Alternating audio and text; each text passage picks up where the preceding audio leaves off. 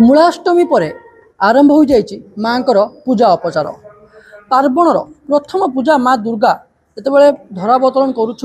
जगत जननी माँ दुर्गा धरावतरण करेंगे सिंह उपर विराजमान करेंगे सेतेबेले सारा संसार वर्तमान उत्सव मुखर आ गतकाली मूलाष्टमी पर आज द्वितीय पूजा बा आज द्वितीय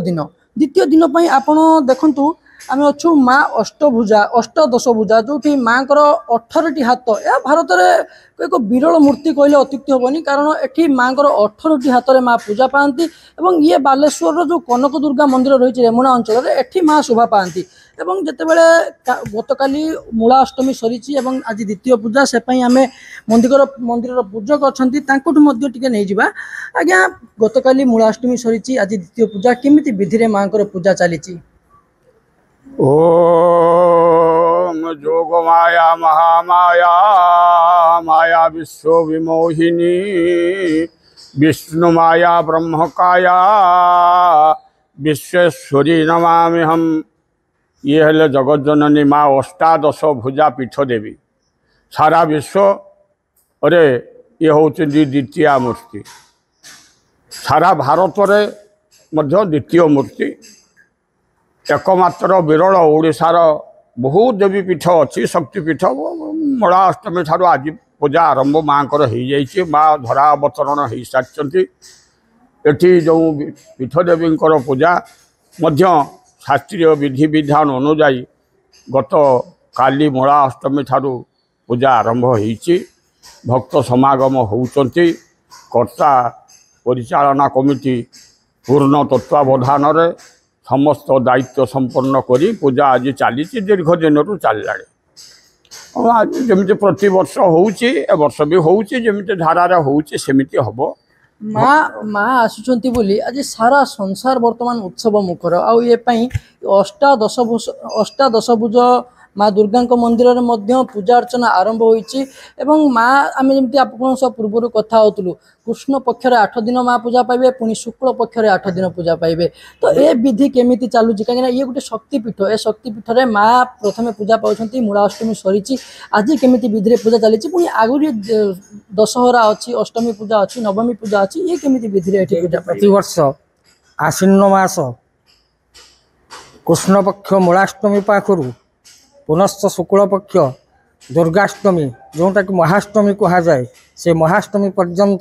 सारा ओडिशार सारा भारतवर्षर प्रत्येक देवीपीठ में षोडश दिवसीय पूजा कार्य आरंभ हो जाइए जेहेतु आश्विन मास शारदीय दुर्गोत्सव ये हूँ आमर देवींकर पर्व ए देवींकर पर्व एठी कुटपोखरी निकटस्थ माँ जो कनक दुर्गा कहुच्ची से होती अष्टादश भुजा से अष्टादश भुजा देवी रूप माँ तांकर नित्य नैमित्तिक पूजा उपचार चंडीपाठ हवन आदि कर्म नियम भाव समापन हो आज भी पूजा थिला एवं आज द्वितीय दिन में माँ पूजा पाते ना आज माँ पूजा होती पूजा पर आज कोभली विधि आज विशेषकर कौन विधि थिला कहीं गतकाली मूलाष्टमी थिला आज यज्ञ होची आज भक्तों समागम घटी तो आज केमी कौन पूजा ये चली एक तो ये हूँ पीठदेवी ए पीठदेवी प्रथम आम आगे गुरु पूजा सूर्य पूजा पाणीपादर्घ्य अनुज्ञा तापर आमर घट पूजा उपचार एवं चंडी होम इत्यादि एमती 16 दिन 16 दिन चलो आ गोटे कथा ना कहतु आम ये अष्टादश भुजा माँ को कहे ये 18टी हाथ अर्थात ये 18टी हाथ में माँ पूजा पाती ये मूर्ति केबे गठन होता ए मूर्ति ए मंदिर इतिहास कौन यार जे प्रतिष्ठाता होती हरिगोलाम दास तो कहीपर आम तो 1901 मसीह आम जानूँ जे माँ प्रतिष्ठित होती चली हरिगोलाम दास यार प्रतिष्ठाता तेर माता माँ थे जड़े पूजा करते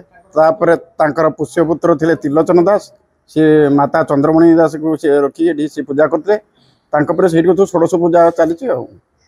1901 अर्थात 100 वर्षरु अधिक वर्ष धरी एठी माँ शक्तिपीठ रे पूजा पाउछंती एवं आपण आउ थरे मध्य मु देखिया पई चाहिबी महिषामर्दिनी माँ दुर्गा महिषासुर बध करुछंती एवं 18टी हाथ माँ पूजा पाउछंती एवं आज जेहेतु द्वितीय दिन रे माँ केमती महिषासुर को बध करी गुटे ये विरल मूर्ति जेमिति 18टी हाथ